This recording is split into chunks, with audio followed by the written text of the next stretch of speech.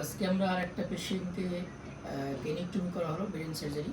পেশেন্টটি খুব খারাপ কন্ডিশনে আমাদের এখানে অ্যাডমিট হয়েছিল। বাট আমাদের প্রফেসর রাজদীপ হাজার স্যার আছেন। স্যার একটু বলুন পেশেন্টের কী কন্ডিশন ছিল, আমরা কী ওটি করলাম। এই পেশেন্টটা একটা রোড ট্রাফিক অ্যাক্সিডেন্টের পেশেন্ট, একটা ইয়ং মেল পেশেন্ট, অ্যাডাল্ট, ঠিক আছে, যার মাথার বাঁ দিকে চোট লেগেছিল। বাঁ দিকে চোট লেগে একটা এক্সটেন্সিভ এক্সট্রাডুরাল হিমাটোমা ছিল। এক্সট্রাডুরাল হিমাটোমা অর্থাৎ মাথার মধ্যে ব্রেনের মধ্যে ক্লট জমে গেছিলো অনেকটা।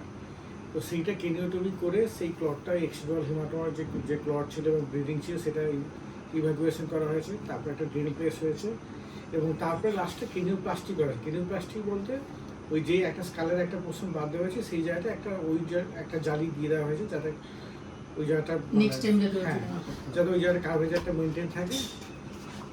তো আশা করি এতে হয়তো পেশেন্টটা হয়তো একটু ইমপ্রুভ হবে। পেশেন্ট যখন এসেছিল তখন পেশেন্ট পুরো আনকনসিয়াস ছিল। তো এখন অপারেশনের পর পেশেন্ট একটু জ্ঞান ফিরেছে। এই পেশেন্টের মাকেও আমাদের এখানে ইউটি করা হয়েছে। হ্যাঁ, ইনসিডেন্টালি এই পেশেন্টের মাকেও কিনোটমি করা হয়েছিল এই সেটাতে। বারবার করা হয়েছে। হ্যাঁ, বারবার কিনোটমি করা হয়েছিল এবং আমাদের এই নিয়ে 18 নম্বর ব্রেন সার্জারি করা হলো। আপনাদের আশীর্বাদে আমরা ওয়েলকেয়ার নার্সিং থেকে আমরা ব্রেন সার্জারিগুলো করছি। আমাদের স্যার আছেন, রাজেন কুমার স্যার আছেন এবং বিভিন্ন রকম নিউরো সার্জনরা আছেন। আর খাস করে আমাদের রাজদীপ হাজার স্যার তো সবসময় থাকেন আমাদের এই ক্রিটিক্যাল কেয়ারগুলো দেখার জন্য।